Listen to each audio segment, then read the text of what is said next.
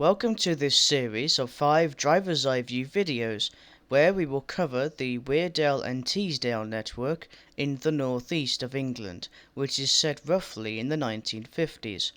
In this first programme, we shall be travelling from Darlington, calling at Bishops Auckland, before finishing at Durham, a total journey time of around 45 minutes.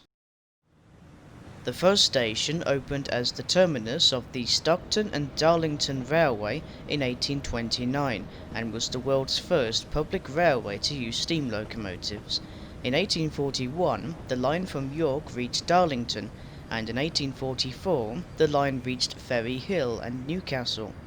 A new station called Banktop opened where the Stockton and Darlington Railway crossed the Newcastle and Darlington Junction Railway on a flat crossing, which became an operational nightmare for the two companies.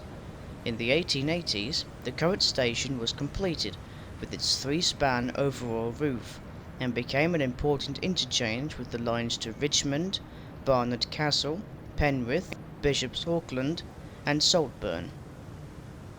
Our 10-carriage train will be hauled by the Green Arrow, which is an LNER Class V2 262 steam locomotive numbered 4771.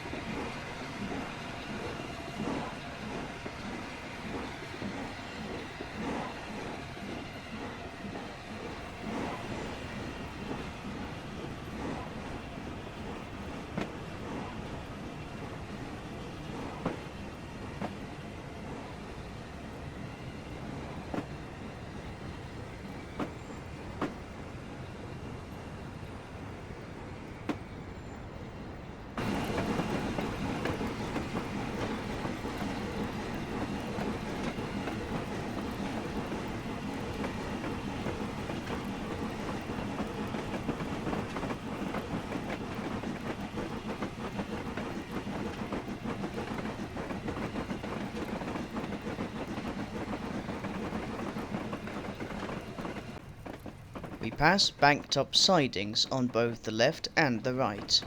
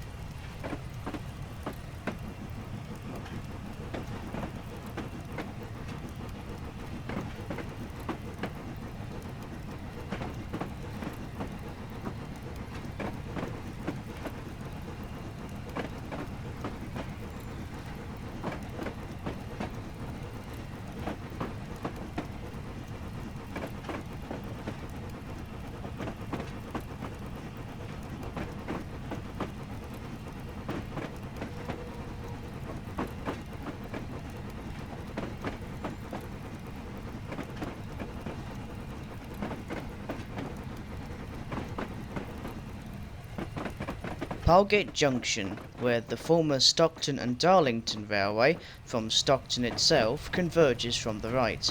We also get a glimpse of the flat level crossing, which was a nightmare for the railway companies and the LNER to say the least.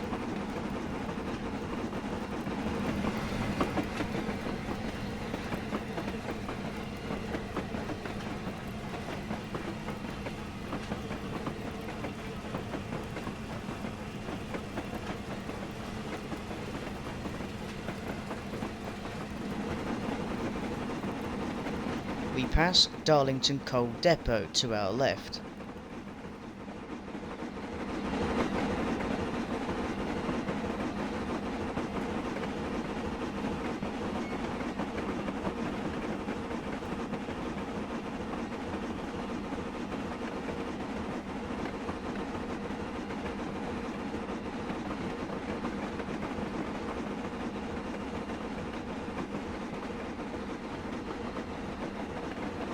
At North Road Station, we take the avoiding line. The station was opened in 1842 and had seen its importance decline after the current station at Darlington was opened. North Road was threatened twice for closure, first in 1930 and then again during the reshaping of British Railways in the 1960s. The station in the present day is still open, along with the line to Bishops Auckland.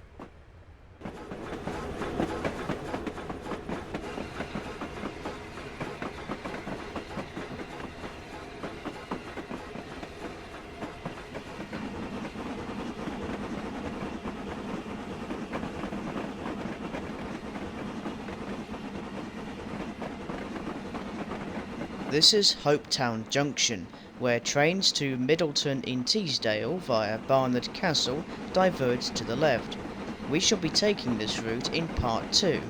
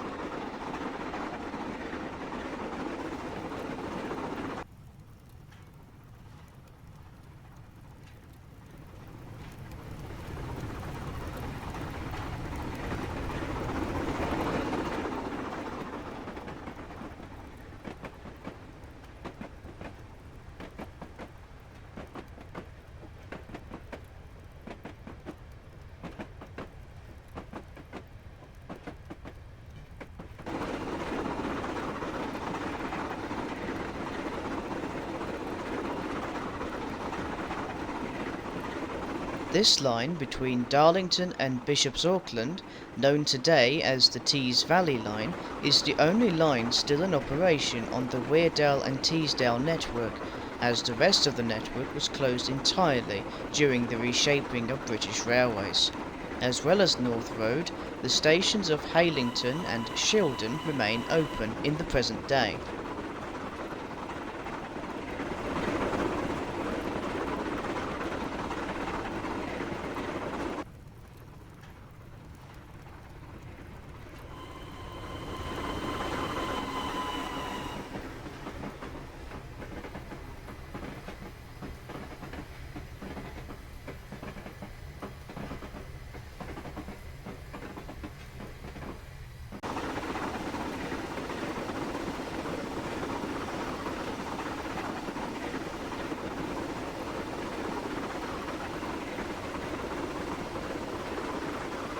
The LNER Class V2 steam locomotives were built at the works of both Doncaster and Darlington between 1936 and 1944, with a total of 184 steam locomotives being produced.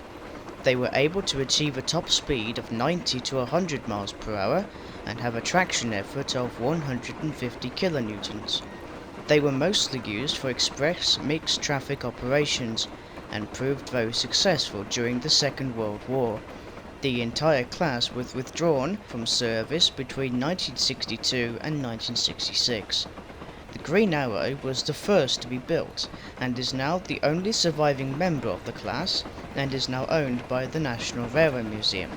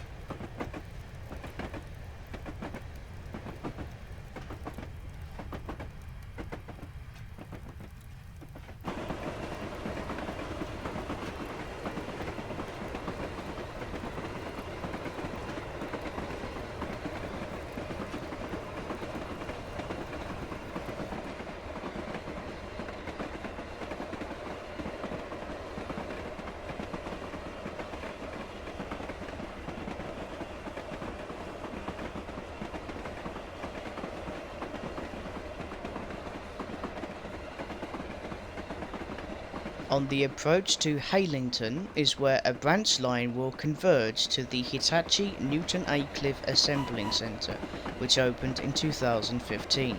It is responsible for assembling the Class 385 electric multiple units for ScotRail, as well as the Class 800 and 802 Intercity Express trains for Great Western Railway, the Class 801 Azumas for the LNER, and the Class 802 Paragons for whole trains, and the Nova 1s for TransPennine Express. It will also assemble the Class 803 and 810 Auroras for East Midlands Railway, and the Class 805 and 807s for Avanti West Coast.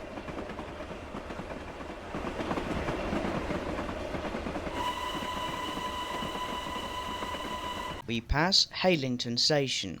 It opened as Aycliffe Lane in 1825 on the original route of the Stockton and Darlington Railway. It was renamed Haylington in 1874.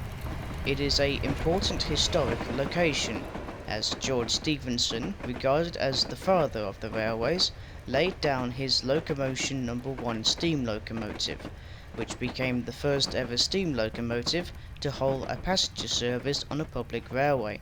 Stephenson was also responsible for the creation of the S&D railway itself. The station's signal box still survives to control the railroad level crossing.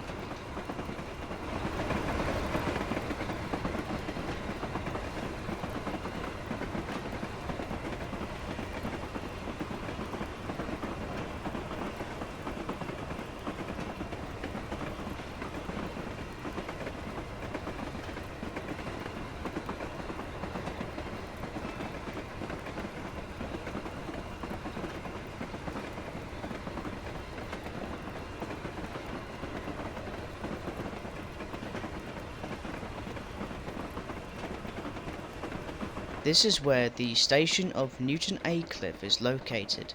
It opened in 1978 and is part of the Tees Valley Line services running from Bishops Auckland to Saltburn, operated by Northern Trains.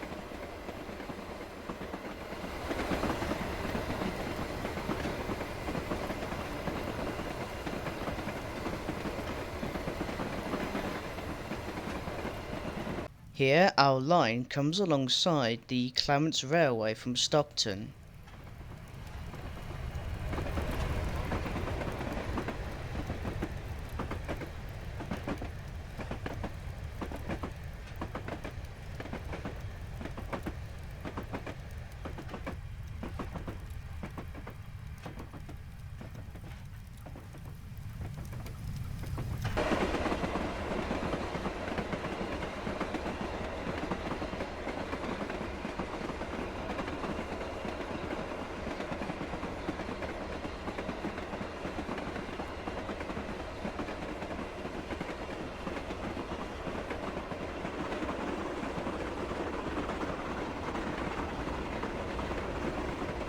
This is Cimpasture Junction, where the Clarence Railway converges with our line just outside Shildon.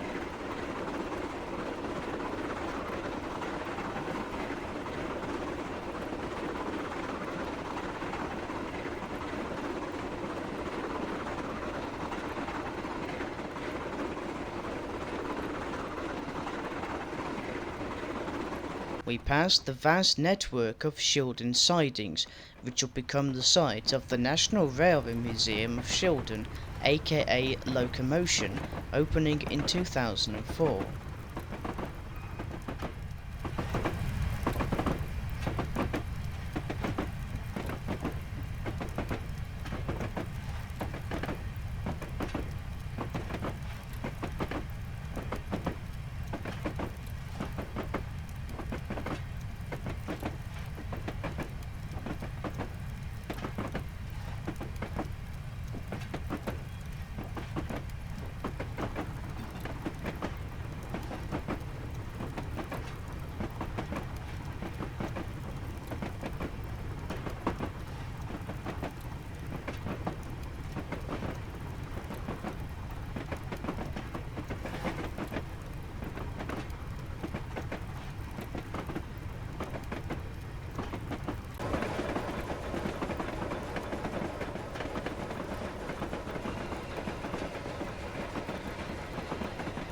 Shildon Junction, where the line to St Helens Auckland via Brusselton diverges to the left at Shildon Station. Like with Haylington, Shildon is an original, opening in 1825 and survived the beating era. Its signal box controls the station area, the siding connections to the museum, the now single line section through Shildon Tunnel and onto Bishops Auckland.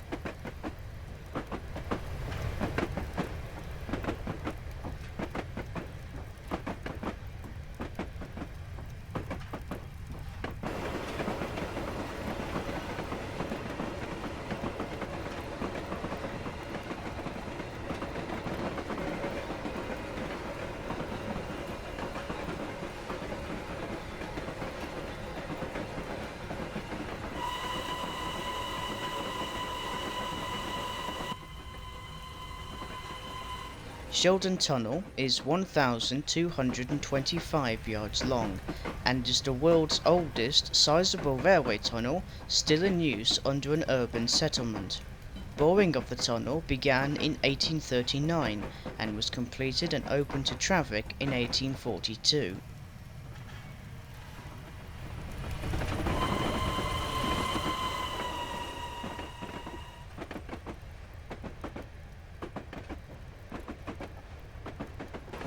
This is Eldon Junction, where trains to West Auckland diverge.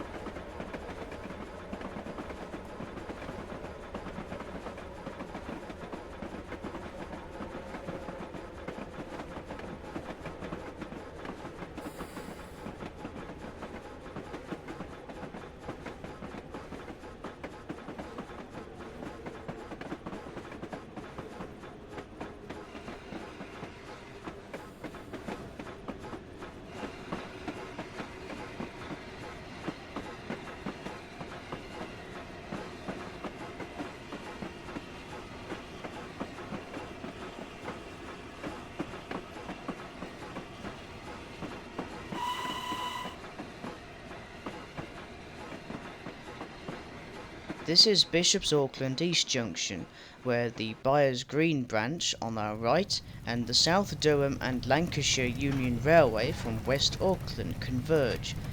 We'll be taking the South Durham line in Part 4 and the Byres Green line in Part 5.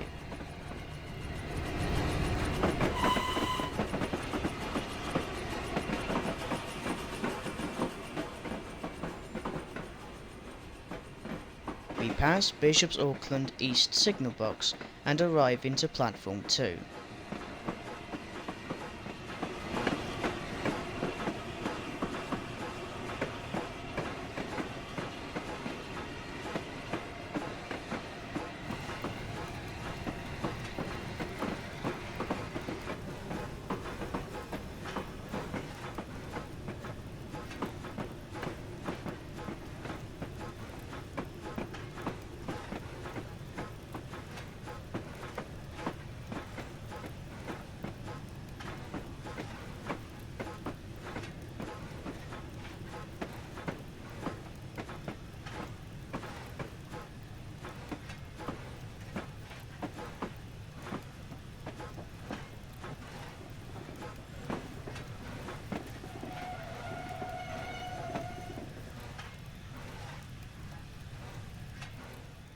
The station first opened in 1842 when the Stockton and Darlington Railway, along with the Bishops Auckland and Weardale Railway, built the line between Bishops Auckland to Crook and Whitton-le-Wear. During the 19th century, many railway lines from all over the northeast connected to Bishops Auckland between 1845 and 1895. The current station's unique triangular layout dates from 1905 and had a fairly large goods yard and at least 3 signal boxes controlling the busy area. This bird's eye view gives you a good view of the vast layout. Platform 1 on the far right, Platform 2 where our train is, Platform 3 on the left, and Platform 4 at the bottom. The present day sees only Platform 4 still in use, and is the terminus of the Tees Valley line. The remaining area has been redeveloped into a retail estate.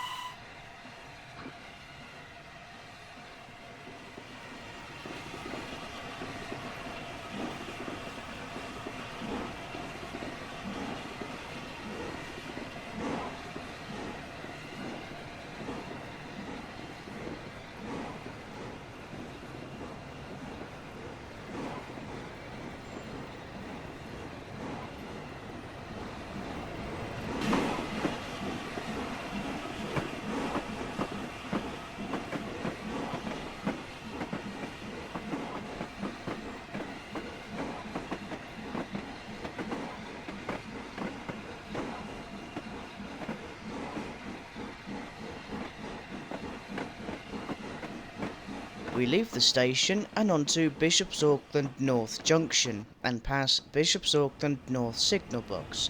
The 4-storey box allows the signalman to overlook the station itself and its sidings.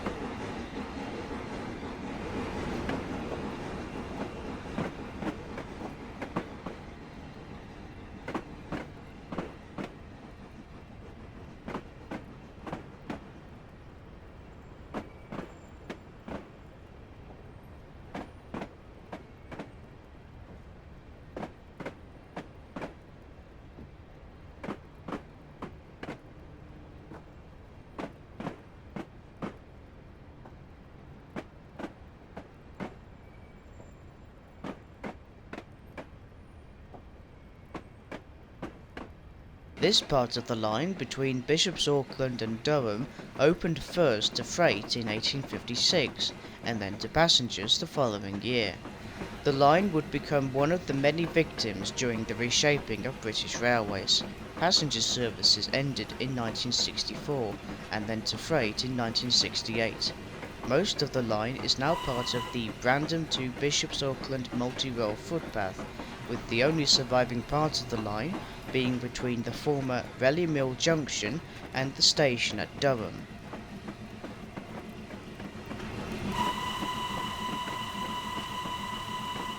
We enter Bishops Auckland Tunnel, 200 yards long.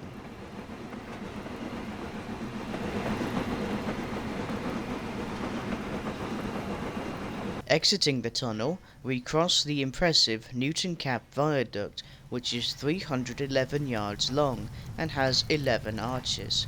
The viaduct takes our line over the River Wear, which we'll be following as far as Durham. In the present day, the viaduct is now part of the A689 main road.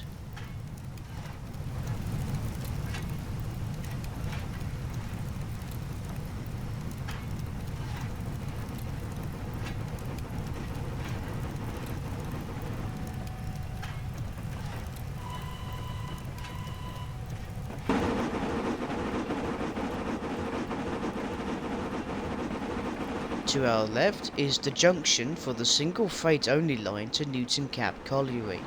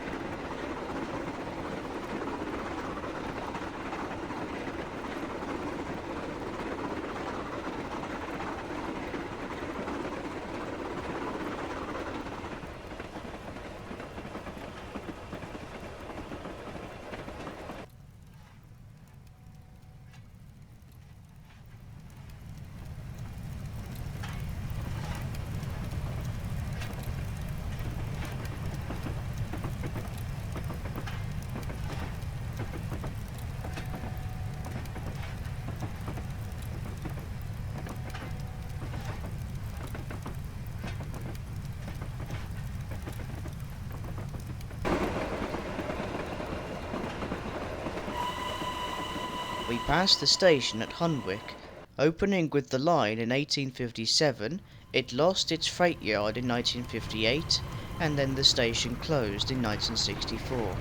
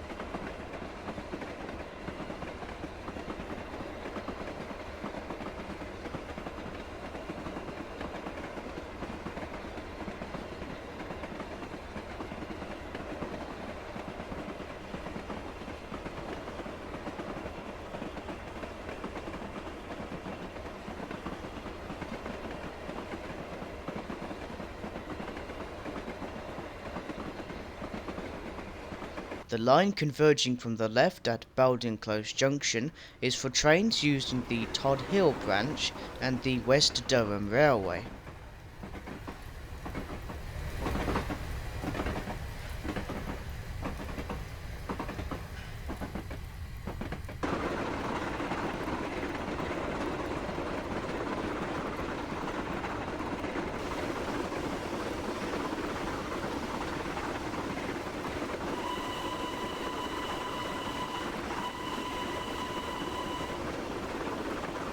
We pass the station at Willington. It too opened with the line in 1857, with a considerable goods yard for the nearby Willington and Sunnybrow collieries. The station would close in 1964.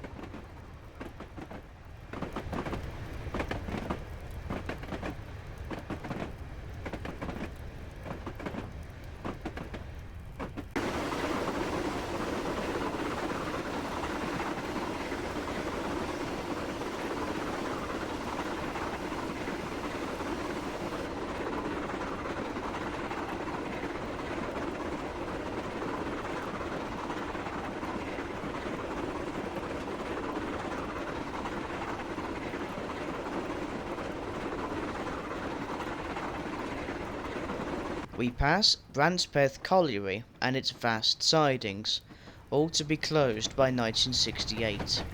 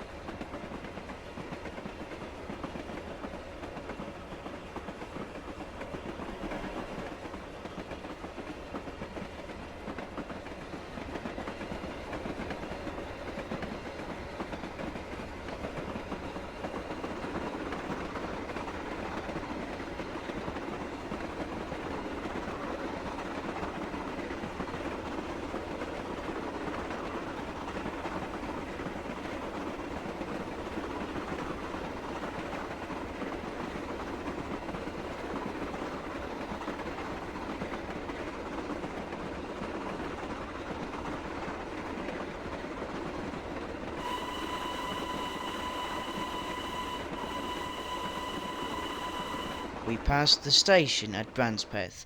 This station, along with Hunwick and Wellington, were the three original stations that opened in 1857 with the line. Ironically, they would all close together in 1964.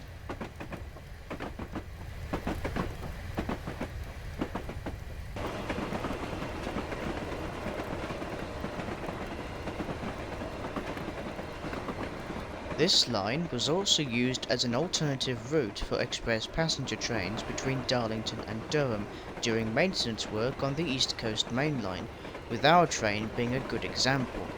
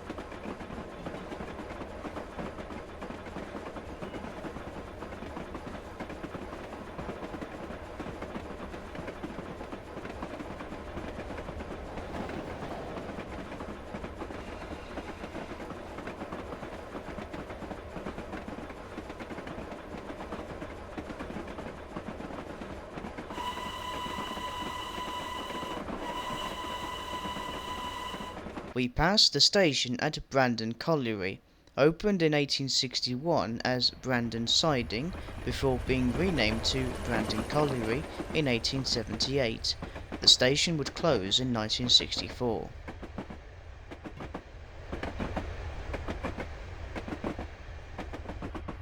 We passed both on the left and the right the vast sidings of Brandon Colliery, as well as the colliery itself. One of the branches on our left diverged towards Pithouse Wagon Way. The colliery and its lines would close altogether in 1968.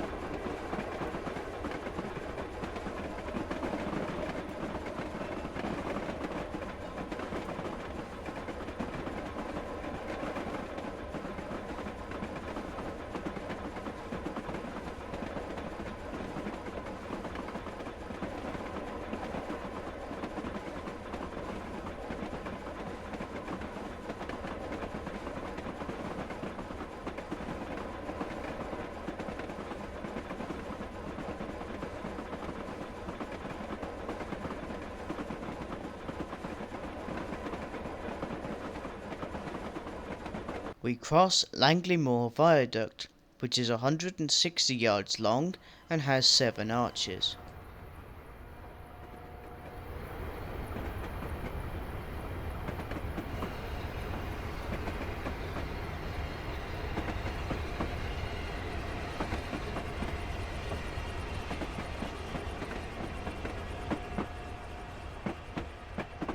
To our left is Deerness Valley Junction for trains using the 8-mile-long Deerness Valley Railway.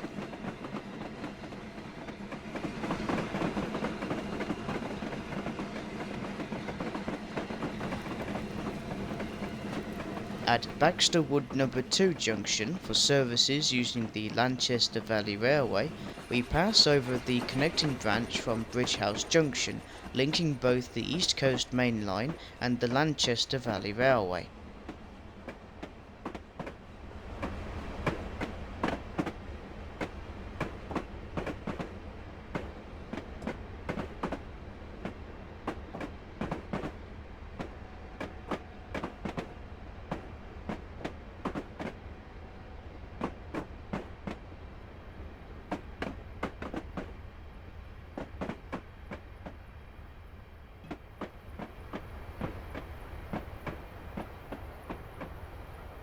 Joining from the left at the signal box is Raleigh Mill Junction for trains from Baxter Wood No. 1 junction on the pre-mentioned Lanchester Valley Railway.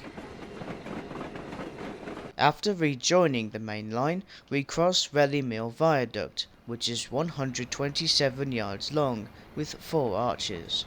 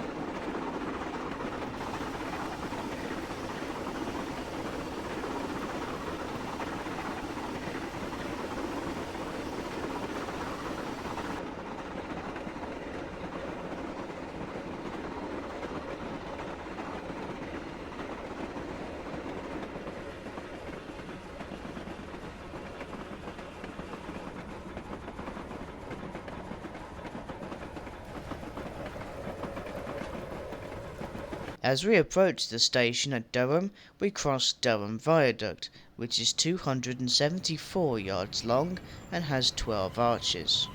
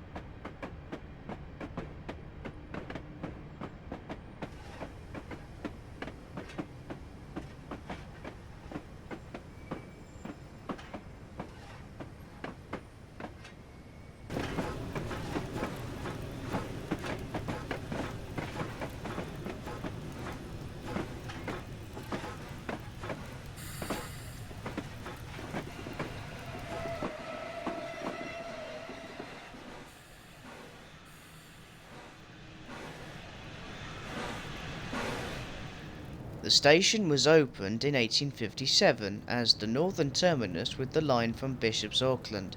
It was redeveloped in 1871 when the East Coast Main Line reached Raleigh Mill Junction from Darlington, and by 1872 the main line reached Durham from Newcastle.